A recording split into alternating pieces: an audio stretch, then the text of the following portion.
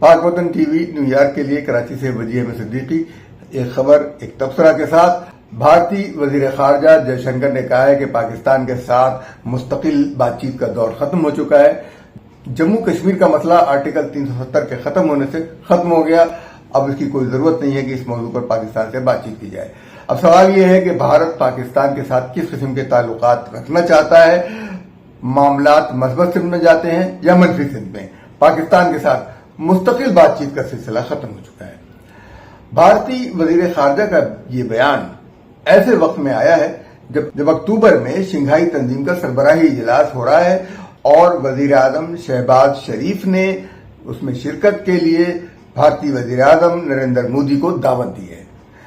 और पाकिस्तान ने नरेंद्र मोदी को जब वो पोलैंड जा रहे थे तो अपनी फजाई हुदूद इस्तेमाल करने की इजाजत दी।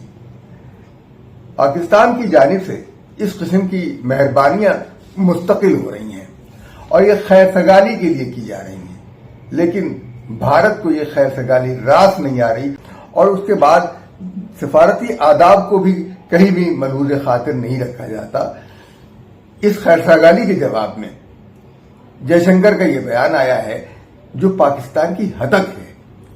मसला कश्मीर अक़वाम मुत्तहिदा के एजेंडे पर है। पाकिस्तान को इससे गरज नहीं कि आपके आइन में है या नहीं है, लेकिन ये मसला कश्मीर अक़वाम मुत्तहिदा के एजेंडे पर है। आपके आइन में है तो उस सिलसिले में हमें इत्मीनान होता है कि इस मसले पर बातचीत हो सकती है। बातचीत को मसले से हल करने की 70 साल से कोशिश की जा रही है, लेकिन इस बातचीत का नतीजा आज तक कुछ नहीं निकला है। अगर अक़वाम मुत्तहिदा ये कह दे कि उसके एजेंडे पर यह मसला कश्मीर नहीं है तो पाकिस्तान ताकत के जोर पर कश्मीर हासिल करने की कोशिश करेगा और उसमें हक बजानिब होगा।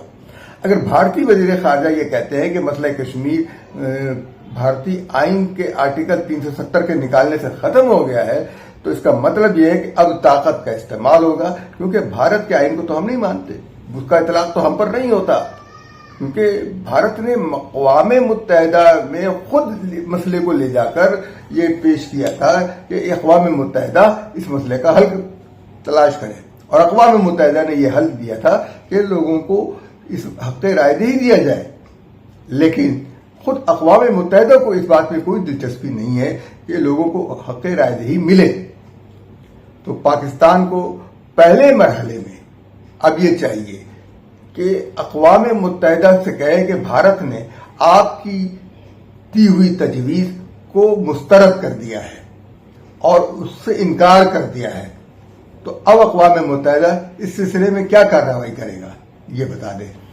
पाकिस्तान को पहले मरहले में सिफारती मुहिम चलानी चाहिए और इसके बाद भारत को दबाव में ले आना चाहिए, क्योंकि भारत अब दबाव नहीं बर्दाश्त कर सकता और इस मसले को बिल्कुल फलस्तीन के मसले के साथ नत्थी किया जाना चाहिए, क्योंकि फलस्तीन का मसला कश्मीर के मसले के बाद आया है। कश्मीर का मसला पहले आया था, फिर फलस्तीन का मसला आया है, तो लिहाजा दोनों का मामला एक जैसा है।